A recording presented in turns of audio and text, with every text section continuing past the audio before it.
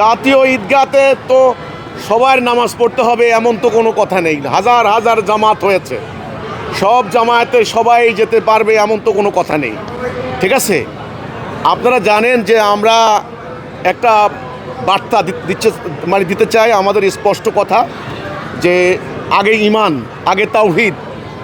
তাওহীদের উপর যাদের ঈমান নাই তাদের নামাজ রোজায় কোনো লাভ হবে না। তারা ঈদের নামাজ পড়ুক আর কোরবানি করুক, যাই করুক, আপাতত আমাকে তারা অবজ্ঞা করছে, আমাকে পাত্তা দিচ্ছে না। এই তো আমাকে পাত্তা দিচ্ছে না, আমাকে অবজ্ঞা করছে, আমাকে ইগনোর করছে। কিন্তু আমি যে কথা বলছি এটা সত্য কথা। আগে লা ইলাহা ইল্লাল্লাহ, আল্লাহর হুকুম ছাড়া কারো হুকুম মানি না, এই কথার মধ্যে যারা থাকবে তারা মোমেন। তাদের জন্য নামাজ, 5 ওয়াক্ত নামাজ, ঈদের নামাজ, জুমার নামাজ।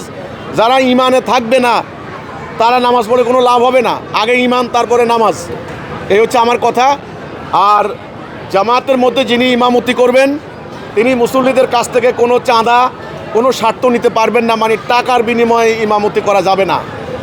ইসলামী রাষ্ট্র ব্যবস্থা থাকলে আজকে এটা বুঝতে আপনাদের সহজ হইতো, যে সেটা হলো রাষ্ট্রের কর্তৃপক্ষের পক্ষ থেকে তারা ভাতা পাবেন, এই হচ্ছে কথাটা। কাজেই যেই জামাতের মধ্যে ঈমানের কথা, তাওহীদের কথা, জিহাদের কথা, দ্বীন প্রতিষ্ঠার কথা না থাকবে, যেই জামাতের ইমামরা কথা বলার টাইমে যারা আপনার হলো কমিটি, মুসল্লি, প্রভাবশালী, তাদেরকে ভয় পায়, তাদেরকে তোয়াজ করে, সেই সমস্ত জামাতে আমি যাব না।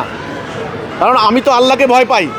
এই জন্যেই যেই জামাতে ঠিক আল্লাহর কথা আল্লাহ যেভাবে বলতে বলেছেন, রাসূল যেভাবে বলতে বলেছেন, যেই জামাতে এইসব কথা যারা বলবে এবং যারা কার্যকরী করার জন্য ঐক্যবদ্ধ থাকবে, সেই সব জামাতে আমি যাব ইনশাল্লাহ।